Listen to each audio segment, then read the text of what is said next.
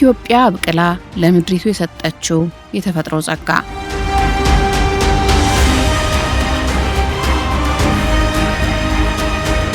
ከሀገሪቱ መለያዎች መካከል አንዱ ልዩ መዓዛ፣ ልዩ ጣዕም ያለው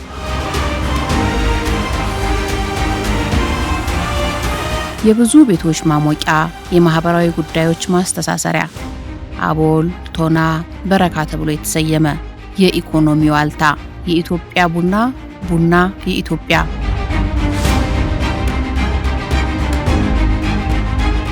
ቡናን ሳያበቅሉ ገዝተው እሴትን ጨምሮ በመሸጥ ብቻ ከፍተኛ ገቢ የሚያገኙ ሀገራት ቁጥራቸው ጥቂት አይደለም።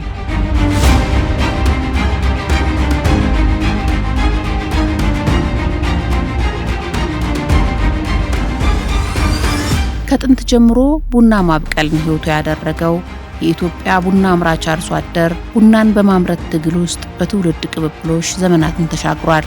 በዚህ ሂደት ውስጥም አርሶ አደሩ የድካሙን ያህል ውጤታማ መሆን ሳይችል ቀርቷል። ቡናን በዘመናዊ መንገድ አለማምረት፣ ዘመናዊ የግብይት ሰንሰለት አለመኖር፣ ጥሬ ቡናን በዝቅተኛ ዋጋ መሸጥና ሌሎች ምክንያቶች አምራቹና ሀገር ማግኘት የሚገባቸውን ትክክለኛ ዋጋ እንዳያገኙ ሲያደርግ ቆይቷል። ያው ከአባቶቻችን ጀምረን እንግዲህ ቡና ውስጥ ነው ያደግነው። እንግዲህ ገባ ጋር አልተገናኘንም። ከዚህም በፊት ገባ ነው ችግራችን። ከዚህ በፊት በቃ ዝም ብለን ልፋት ብቻ እንጂ ገበሬ ውጤታማ አልሆንም። ቡኒ ከናንድራ ገቴንሳሴ ገሬ ኩፋዳ ከዚህ በፊት ለቡና ምርት ብዙ ትኩረት አልተሰጠውም። የምናገኘውን ምርት በጣም አናሳ ነበር። በመሆኑም በኑሯችን ውስጥ ይህ ነው የሚባል ለውጥ አልነበረም። ገባሳረቴ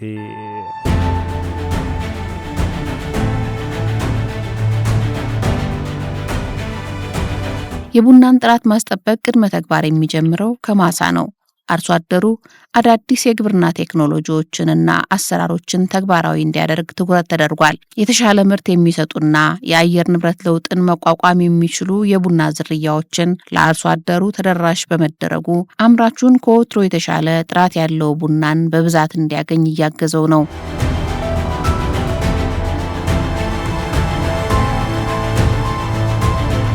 ቡና ክላስተር መጥቷል ሲባል እንደገና ወደ አንድ 6 ሰዎች ነን። እዚህ ወደዚህ አካባቢ አንድ ጓደኛ ያለ ወደዚህም አሉ። በአንድ ወቅት ነው ያንን ቡና የጎነደል ነው ማለት ነው። አንድ ሰው ብቻ ሆኖ መስራትና 3-4 ሰው ሆኖ በአንድ አካባቢ ማምረት የተለያየ ነው። ምክንያቱም ብዙ ባለሙያ መጥቶ አይቶ ያለውን ምክር ይሰጡናል፣ ትምህርት ይሰጡናል። ያ ምክርና ትምህርት ደግሞ ወስደን ስራ ላይ ካዋል ነው ተጠቃሚ እንሆናለን ማለት ነው። አሁን ምንጣረው በየጊዜው ነው የምንመነጥረው። ምክንያቱም አረም ከበላው ሌላ በሽታም ያመጣበታል። ቡናውም እየመነመነ እየተጎዳ ይሄዳል። አንድ ለዛ ነው። ሁለተኛም ደግሞ እንክብካቤ በደንብ ካገኘ ቡናው በአጭር ዓመት ውስጥ ውጤት በቃ ፍሬ ይሰጣል፣ ደና ይሆናል ማለት ነው። ቶሎ ይደርስልኛል። ያረጀውን ቡና ጎንድለን እየጣልን ማለት ነው። ቡናውን እየሰራን ነው። ስልጠና የሚሰጡትን በሰጡትን መሰረት አድርገን ስራውን እየሰራን ነው ማለት ነው። በጎደለበት ደግሞ ሰፊ በሆነበት ቦታ ስግኝም ወስደን እየተከልን እሱን ቀይረን ምርቱን ከዚህ በፊት ያረጀ ቡና ምርት ስለማይሰጠው ትምህርት እንደወሰድ ነው ማለት ነው።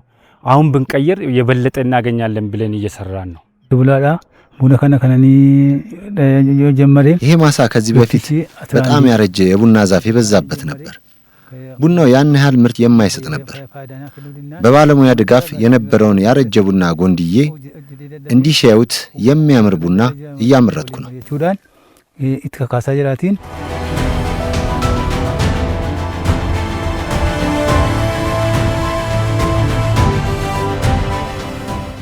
ይሄን በምርት ደረጃ ብዙም አልደረሰም፣ ግን ተስፋው ስናየው ለወደፊቱ ብዙ ልዩነት እንዳለ ነው። ወፍ ዘራሶች አሉ፣ ከላይ ወርዶ የሚበቅሉ አሉ።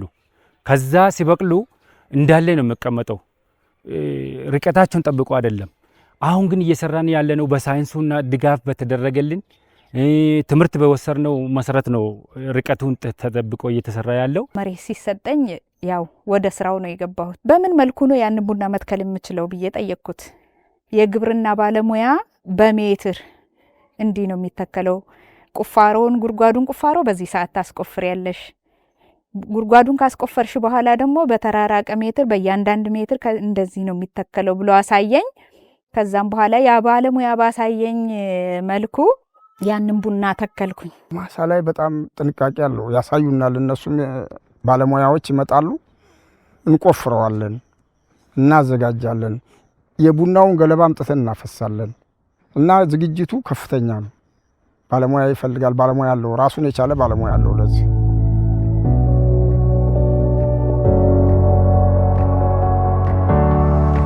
በጥንቃቄ ነው የምለቅመው። አንዳንዱን ቀይቀዩን ነው የምለቅመው። ባልጋ ነው የማሰጣው። ያን አይተው ነው ወደ ውጭ እንዲሄድ ያደረጉት። ከዛ በኋላ ወደ ወፍጮ ቤት ይገባል። ተፈጭቶ ወደ ውጭ እንዲሄድ ይዘጋጃል ማለት ነው። ከበፊቱ ያለው የአደራረቅ ያለቃቀም ሁኔታ በጣም አሻሽለን በፊት ሲሚንቶ አውድማ ከማድረቅ ባልጋ ላይ ደርቆ ጥሩ ምርት እንዲሆን ጥሩ ይዞታ እንዲኖረው አድርገን በሚሰጠን ትምህርት በሚሰጠን ስልጠና ጥሩ ስራ እየሰራ ነው።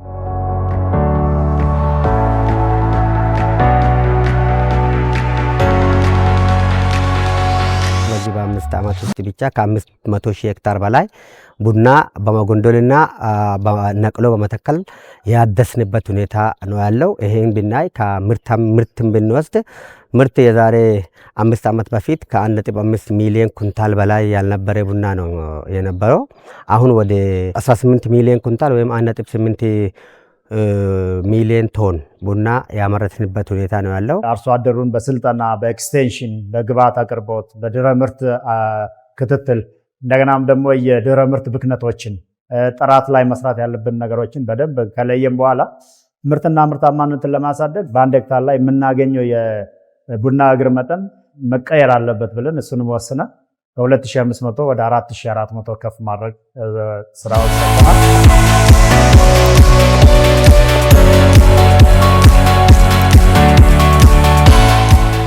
የኢትዮጵያ ቡናና ሻይ ባለስልጣን ዘመናዊ የቡና አመራረት ዘዴን ተግባራዊ በማድረግ ምርትና ምርታማነት እንዲያድግ ከአጋር አካላት ጋር ይሰራል። አጋር አካላቱ ለአርሶ አደሩ የክህሎትና የቁሳቁስ ድጋፍ በማድረግ ጥራት ያለው ቡና እንዲመረት የበኩላቸውን እያደረጉ ነው። ያዩ ደስራ የሚባለው ማለት ነው። ከዛ መቱ ስልጠና ወሰድንና መቱ ስልጠና ከወሰድን በኋላ ቡና እንዴት እንደሚተከል ቡና እንዴት እንደሚጎነደል በስፋትና በጥልቀት ካሰለጠኑን በኋላ የዩኒቨርሲቲ ቅርንጫፍ መስሪያ ቤትን ታች መቱ ሶር ወስደውን በደንብ 2 ቀን ካሰለጠኑን በኋላ ወደ ስራ ገባን ማለት ነው። ወደዚህ ከመጣን በኋላ ደግሞ በፊት ከ15 እስከ 20 የሚሆን ሰው ተደራጅተን ማለት ነው እቅዳችን አውጥተን ድርጅቱ ደግሞ የረዳን ፕላስቲክ ማለት ነው የቡና መጠቅጠቂያ ቅሽር ቡና የቡና ዘር ማለት ነው ምርጥ ዘር የቡና ዘር ዶማ አካፋ ጋሪ መጋዝ ማጭድ አርባ ግራፊ ገጀራ እና ሬክ አፈር መሰበሰብበት ቡና አፈር እንትን ሲባል መጓዋለልበት ያንን ሁሉ ሳፔታ ማለት የሰፋፊ አፈር መቆፈርበት ማለት ነው። ይሄንን ሁሉ እየተከታተሉ ድጋፍና እርዳታ ይሄ ያዩ ደስራ መባለው ሰጥተውናል። በግሩፕ ገበሬን አደራጅቶ ማለት ነው መጎንዶራ መሳራን እንደ ማጋዚ ያለውን ማሽን መጥቷል። አሁን ከአምና ጀምሮ እሱን ከኛ ጋር ሆኖ በግሩፕ እንድንሰራ አድርጎ በ10 ሰው አቀናጅቶ ማለት ነው ከአንዱ ማሳ ዛሬ በማሽን ስንቆርጥ ከኛ ጋር ለምሳሌ ለሱ አይመችማ ብዙ ገበሬ ጋር ማዋል ስለማይችል አገሌ ሳይል እኛ አካባቢ ላይ ያለውን አደራጅቶ በ10 ዛሬ የኔን ነገ ያንዱን እንደዛ እያለ በቃ አገዛ ያረጋል። ሰልጠናም ይደረጋል። ገበሬን ሲያሰነጥሎ ገበሬ ደግሞ ያኛ እውቀት ወስዶ በዛ እኛም ደግሞ ለመጎንዶል ለተከላብ ለምኑም ደግሞ ቤተሰባችን አዘጋጅተን በቃ እንሰራለን። ያዩ ደዚራ ፕሮጀክት በያዩ የጫካ ቡና ፕሮጀክት ነው። በምዕራብ ኦሮሚያ ኢሉባቦር እና ቡኖ በደሌ ዞኖች ውስጥ የሚካሄድ 6 ወረዳን ያካተተ 18 ቀበሌን የያዘና ወደ 8500 ተጠቃሚዎችን ያካተተ ፕሮጀክት ነው።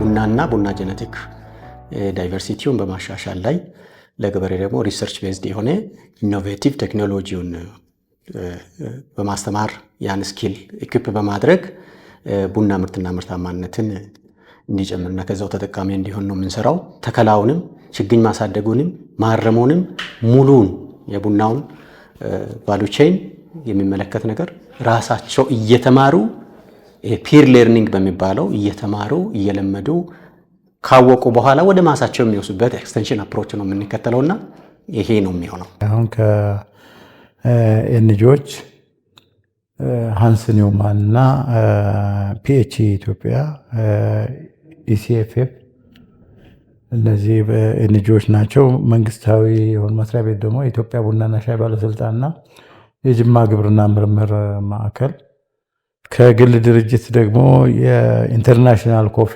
ፓርትነርስ፣ እነዚህ ስድስቱ በአንድ ላይ ተቀናኝተን ሁላችንም የበኩላችን ድርሻ የምንሰራበት ፕሮጀክት ነው ማለት ነው።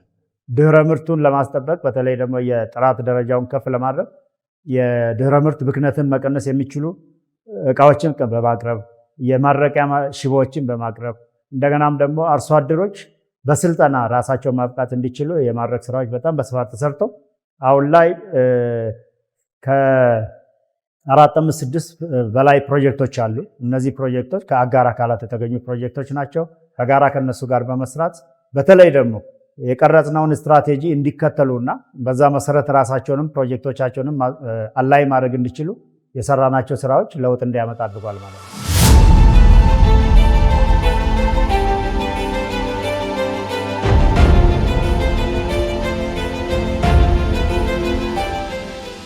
ቡና ከለውጡ ማግስት 4.5 ሚሊዮን ኩንታል ነው ያመረትነው። ኤክስፖርት ያደረግነው $700,000 ገደማ ነው። የኢትዮጵያ ትልቁ ቡና ኤክስፖርት የነበረው በዚያ ዘመን። ባለፈው ዓመት 11.5 ሚሊዮን ኩንታል ቡና አምርተናል። ኢትዮጵያ ውስጥ ያለው የቡና ፍጆታ የሰው ቁጥር እያደገ ስለሆነ አልቀነሰም። ታውቃላችሁ፣ በሀገር ውስጥ ከፍተኛ ኮንሰምፕሽን አለ። ያንን ሸፍኖ $2.5 ቢሊዮን ኤክስፖርት አድርገናል። ቡናን በዘመናዊ መንገድ ማምረት፣ ከቡና የሚገኘውን ተጠቃሚነት ማሳደግ የመጀመሪያ ግቡ የአርሶ አደሩን አቅም ማጎልበትና ኑሮው እንዲሻሻል ማድረግ ነው።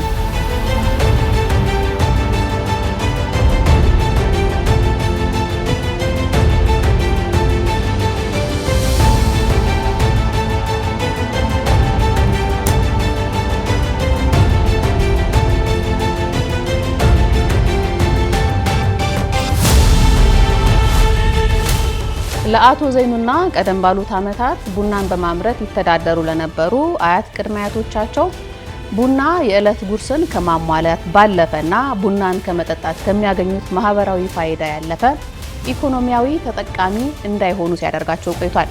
ከቅርብ ዓመታት ወዲህ ግን ቡናን በሳይንሳዊ መንገድ ማምረት ከጀመሩ በኋላ በአካባቢያቸው የተሻሻለ ኑሮ እየኖሩ ጥሪት ለመቋጠርም በቅተዋል።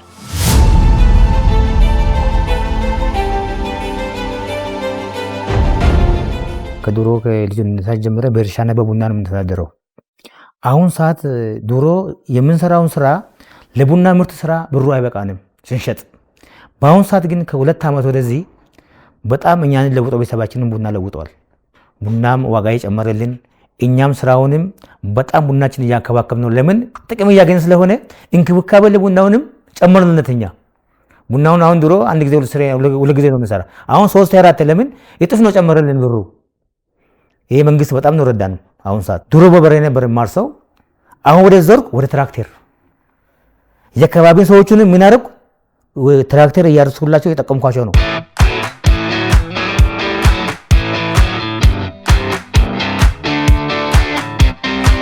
እኔ መጀመሪያ ሳር ቤት ውስጥ ነበርኩ።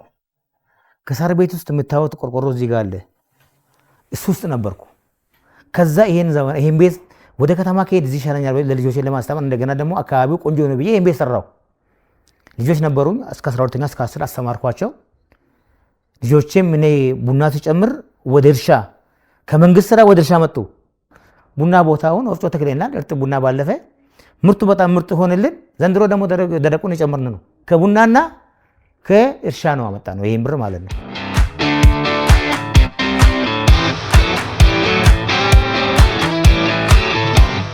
ልጆቼ ምንም ሳይጎልባቸው ምንም ነገር ሳይጎልባቸው ሁሉ ነገር ተሟልቶላቸው እንዲማሩ ያረኩት ስለሰራው ነው። አጋጣሚ ሆኖ ገበያም ደና ሆኖልን ዘንድሮ በእውነት ሁኔቴን ነው አይቼ ማላቆን ገንዘብ ነው ያገኘሁት ማለት እችላለሁ። ምክንያቱም ፊት ይናይል እኔ ተቀማጭ እስከዚህም የለኝም። አሁን ግን በአሁኑ ጊዜ እስከ ሚሊዮን ደረጃ ደርሻለሁ በቡና ማለት ነው። ለወደፊቱ ደግሞ ይሄ እንግዲህ ትንሽ ከተጎነደለ ነው። አሁን ደግሞ በዛ ጎንድ ያለው እየተከልኩም ነው። ከዛ በላይ ጥፉን ብዙ አገኝበታለሁ ብዬ ነው የሚያስበው።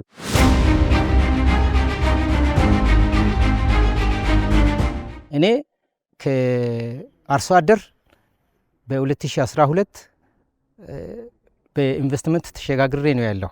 አሁን ፎቅ እየሰራሁበት ነው ያለው በቡና ማለት ነው። አሁን ፕላስ 3 ነው የተሰጠኝ። እሱን ደግሞ ጀምሬ የታችኛውን እየሰራሁ ነው ያለው። አሁን እየጨረስኩ ነው ያለው።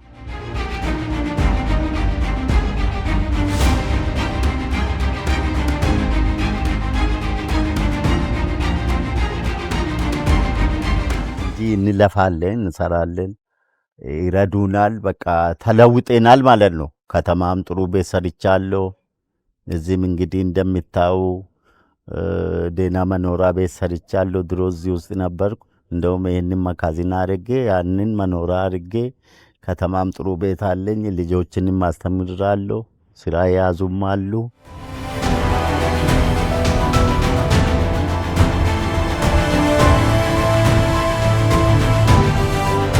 እስከ 20 ሄክታር ድረስ 21 ሄክታር ድረስ አልምቻለሁ። በአሁን ሰዓት በጥሩ ሁኔታ አልምቻለሁ። እጅ ባዶ ባልነበረኝ ሰዓት ነው የገባሁት። ዛሬ ግን ፈጣሪ ይመስገን በተለይ በዚህ ዘመን ጥሩ ደረጃ ላይ ደርሻለሁ። ልጆቼም ከኔም ተቀብለው አሉኝ። ጥሩ ልጆች እየሰሩ ነው። ጥሩ ደረጃ ላይ ደርሻለሁ። ፈጣሪ ይመስገን።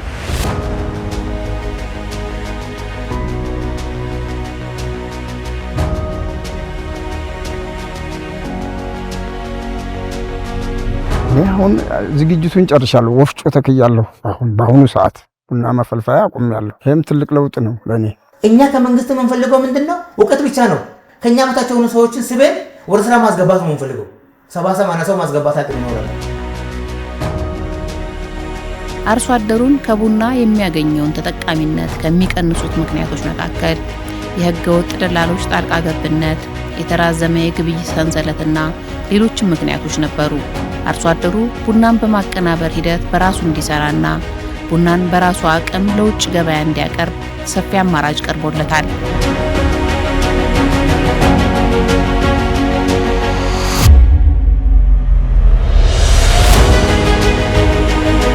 ትስስር እየተፈጠረ ነው። ፍቃድ ታወጣላችሁ፣ ፍቃድ አውጡ፣ በቃ ወደ ውጪ ስፖርት ታረጋላችሁ ብለው እንግዲህ ሂደት ላይ ነን።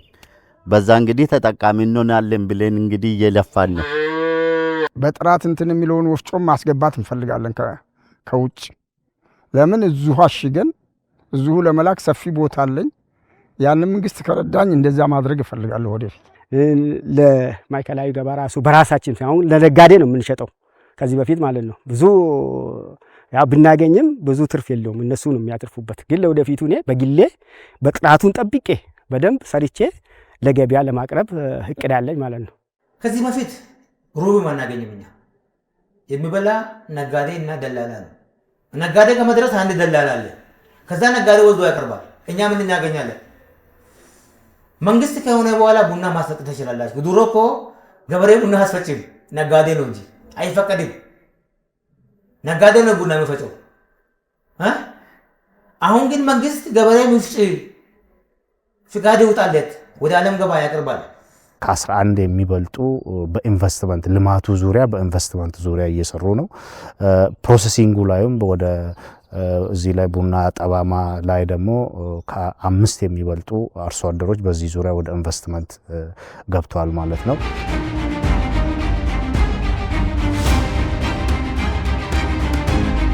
ኢትዮጵያ ካላት የደን ሽፋን ውስጥ ከ4.1 ሚሊዮን ሄክታር በላይ የሚሆነው የደጋ ደን ሲሆን የሀገሪቱን ምዕራባዊ አቅጣጫ የሚያካልል ነው። እነዚህ ቦታዎች የተፈጥሮ ወይም የጫካ ቡና መገኛ ስፍራዎች ናቸው።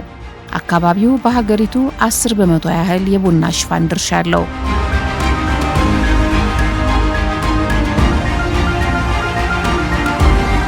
ቡና አብቃይ በሆኑ አካባቢዎች ዙሪያ የሚገኙ ደኖች ብዝሃ ሕይወታቸው ተጠብቆ ለትውልድ ማስተላለፍ አንዱ ትኩረት የተደረገበት ጉዳይ ነው። በዚህ በደኖች ዙሪያ የሚገኙ አርሶ አደሮች በአካባቢያቸው የሚገኘውን ብዝሃ ሕይወት ጠብቀው እንዲያስተላልፉ በደን ውስጥ የሚገኙ ቦታዎችን ጣውላ ነክ ያልሆኑ ምርቶችን በማምረት ወዲህ ደኑን እንዲጠብቁ፣ በሌላ በኩል ደግሞ ኢኮኖሚያዊ ተጠቃሚ እንዲሆኑ እየተደረገ ይገኛል። ከነዚህ መካከል እንግዲህ የጫካ ቡናን በዘመናዊ መንገድ በደን ውስጥ ማምረት አንዱ ትኩረት የተደረገበት ጉዳይ ነው።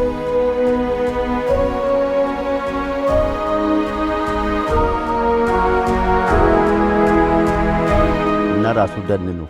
ለምንድነው አሁን ብዙ ደኖች አሁን ለምሳሌ ድሮ እርሻ ቦታ የነበረ አሁን ሰው ወደ ቡና ለውጦ ደን እየሆነ እየሰፋ ሄደዋል። እነሱ የጠበቃ ሰዎችም አሉ። እነሱ ሰንጠላ ይሰጣሉ። ግብርናም በበኩሉ ማለት ነው። እዛ ውስጥ ያለን ራሳቸው የተጠቀማችሁ ደኑን ደግሞ እንድታንከባክቡ ለቃጠሎ ለምኑ እንዳይጋለጥ ተዳፋት ቦታ ላይ እርከን እያወጣችሁ ብሎ ሰልጠና ይሰጣሉ። ያለን እንጨቶች ደግሞ እንዳይቆርጡ እንዳይበላሹ፣ ለምሳሌ እንደ ዋንዛ ምናምን ያሉን እየጠበቅን ነው የምንጠቀምበት። በእሳት ይቃጠል ነበር። ይሄ ወደ ላይ በእሳት ጋይቶ ነው የሚቃጠለው፣ ሚያዝያ ግንቦት አካባቢ ማለት ነው። ከቅርብ ጊዜ ወዲህ ግን ይሄ ድርጅት ወደዚህ ከመጣ ወዲህ ሰው ራሱ ከጫካ እንጨት እስከዚህ አይቆርጥም። እውነቴን ነው የምለው። እንደምታዩ ዛፎቹ አይቆረጡም፣ አይነኩም። ሳሳ አድርገን ለቡና አየሩ በሚመች ሁኔታ እንደዚህ በእጃችን በጉልበታችን መንጥረን በአንድ በኩል ያው የደን ጥበቃውንም እያከናወን በአንድ በኩል ደግሞ ቡናችንም እያለማን በዚህ ሁኔታ እንገኛለን። ዛፍ የሚያቃጥል ሰው፣ ጣውላ የሚያወጣ ሰው እንትን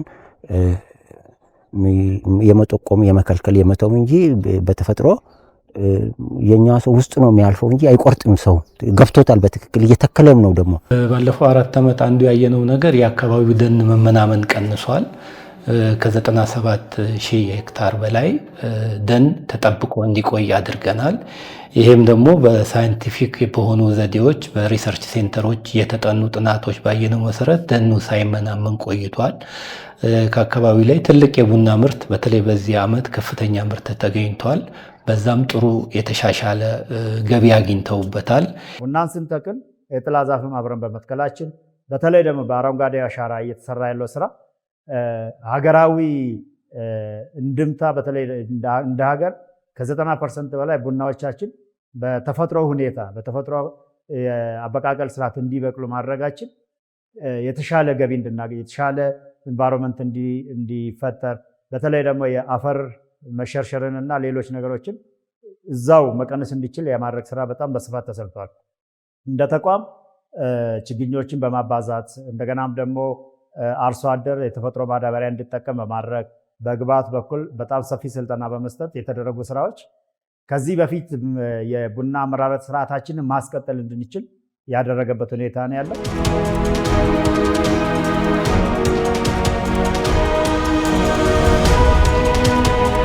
ቡናን እሴት በመጨመር ተጠቃሚ ለመሆን የሰለጠነ የሰው ኃይል ማደራጀት ያስፈልጋል። የኢትዮጵያ ቡናና ሻይ ባለስልጣን ዘርፉን ለማጠናከር የስልጠና ማዕከል አቋቁሟል። ስልጠናው በማዕከሉ ስልጠና የሚወስዱ አካላት ቡናን ጥራት ባለው መንገድ በማዘጋጀት ለሀገር ውስጥ ፍጆታ ለማቅረብና ወደ ውጭ እንዲልኩ የሚያስችል ነው።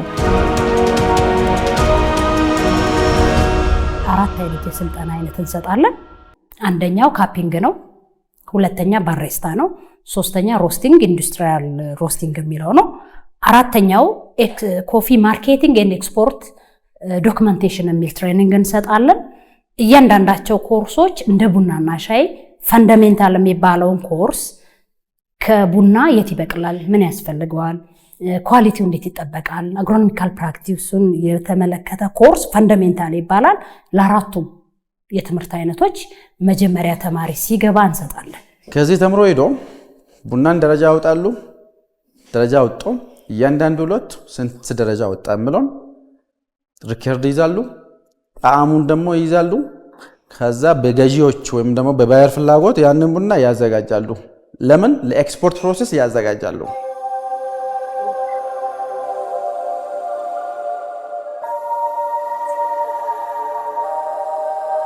ቆልተ መላክ መቻል አለብን። የራሳችን ቡና ይሄ የኛ ቡና ነው፣ በስማችን ብዙ ዶላር መገኘት አለበት። ቡናን በማዘመን ከእውቀት ጋር ሲሆን ሀገር የምታገኘው ጥቅም አለ። አንደኛ ኢኮኖሚ ዋልታ ነው። ቡና የሀገር ሀብት ነው። ኢቭን ከተወራለት በላይ ጥበብ ነው ቡና። እኛ አልገባንም እንጂ ማለት ነው። ስለዚህ ሀገር ብዙ ጥቅም ታገኛለች ብዬ አስባለሁ። እንደኛ ደግሞ ተምረው እንደኛ ተምረው እየመጡ ተምረው የተሻለ እውቀት ይኖራቸዋል። የተበላሸውን ቢዝነስ የማስተካከል ነገር ይኖራል። ራሴ ያረግና መጀመሪያ ካንቫስ አይደለም ሰራው እዚህ ጋር ሚልኩን ከሰራው በኋላ ከዛ ላቴ አርቴን ቀስ ብዬ እሰራና ከታረጋለሁ ማለት ነው። በሬስቶራንት ስራ ላይ ማኪያቶ ወይ ደግሞ ሌሎች መጠጦች ለሰው በትክክል ተምሬ እንዴት ነው ያንን ነገር ለሰው በትክክለኛ ሰርቪስ መስጠት የምችለውን ነገር የሚለውን ነገር ለማግኘት ወደዚህ ትምህርት ቤት ወደዚህ ተቋም መጥቻለሁ። አገራችን በአሁኑ ሰዓት ላይ ያለው ትልቁ ቫልዩ አድ አድርገን ለመውጣት ያለው ማርኬት ተማሪዎቻችን በጣም ፕሮፌሽናል ማድረግ አለብን። ዓለም አቀፋዊ እውቀት ይዘው እንዲሄዱ ነው የምናደርጋቸው። በባህላዊ መንገድ መሄዳችን አሁን ላይ ከዓለም ላይ ለመወዳደር ምናምን ሮስቲንግ እዛ ተምሬያለሁ። ባሪስታ እዛው ስጃለሁ። በዛ መሰረት ኢንቨስትመንትንም ጨምሬያለሁ። አሁን ላይ የኮፊ ሾፕ ቢዝነስ ኤንድ የተቆላ ቡና ዲስትሪቢዩት አደርጋለሁ።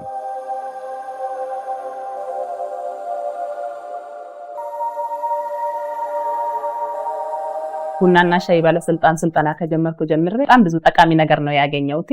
ቢዝነሴም ቡናና አድርጌ ሲወስን ወደ ቡናና ሻይ ነው የሄድኩት። ቡናና ሻይ ስልጠና እውነት ከህልሜ ጋር አገናኝቶኛል ብዬ ነው የማስበው። ኮንፊደንስም ይሰጥሻል። በደንብ ኢንቨስት ለማድረግ እውቀቱ በጣም ጠቃሚ ነው። በጣም ብዙ ኢንቨስት አድርጓል። ሳይንቲፊክ በሆነ መልኩ ባህልንም በያዘ መልኩ ካልቸራል ቲዩን እንዲሆነ የሮስቲንግ ትምህርቱ በጣም ጠቃሚ ነው። አሁን ቡና ቆልቼ አሽጌ እና ቡና ቆልቼ ፈጭቼ አከፋፍላለሁ ለሀገር ውስጥ እና ለሱፐር ማርኬቶች፣ ለተለያዩ ሆቴሎች፣ ለካፌዎች እና ለድርጅቶች አከፋፍላለሁ። እሴት ጨምሬ ደግሞ ለወደፊት ለዓለም ገበያ አቀርባለሁ።